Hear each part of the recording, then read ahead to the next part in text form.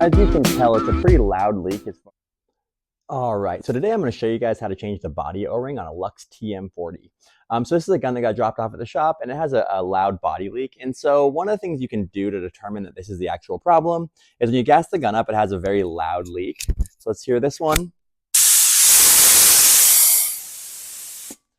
As you can tell, it's a pretty loud leak as far as it's like the tank pressure that's leaking. And so the way this actually works is the air comes in, goes up through the grip frame. There's a body O-ring here that transfers it into the regulator and then back up into the gun to actually get regulated here and then back into the marker. And so this one, as you can tell, has a very loud leak.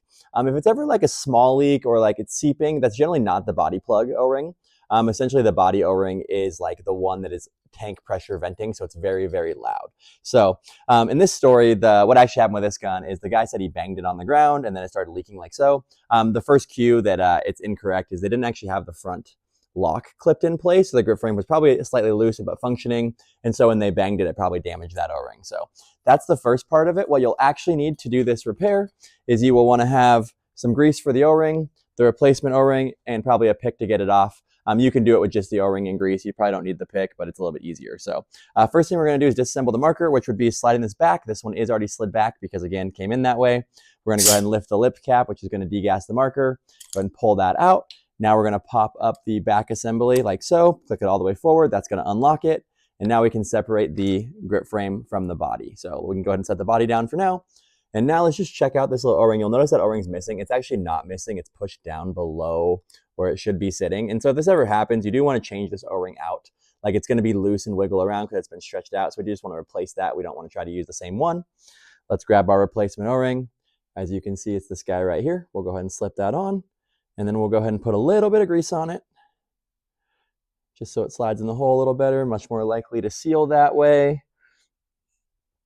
And now we can go ahead and put the body back together. So we'll take the body, stick it right back on like so. I find that if you clip the front clip first, it generally goes back together a little bit easier. Sometimes the front clip can be a little more of a pain. Make sure this is seated all the way.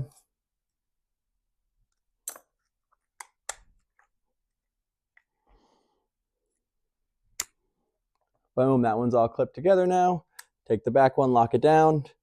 And as you can see, it's nice and sturdy. So if you ever have a grip frame that you have a hard time getting back together, it could be because like the mounting section in the front is too tight.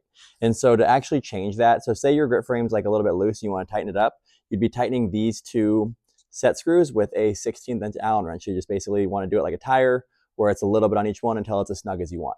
If you're having a hard time getting it to clip back in place, you likely have some like dirt, debris, or grime tucked up under it, and you may need to back that off slightly to create a little bit more space. So same idea where it's doing them basically back and forth, so it creates the same amount of space on both sides. So that's what it takes to actually get the grip frame back on. Let's just test this gun fully.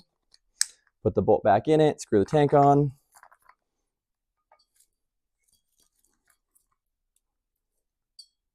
Turn the marker on here too, just for fun.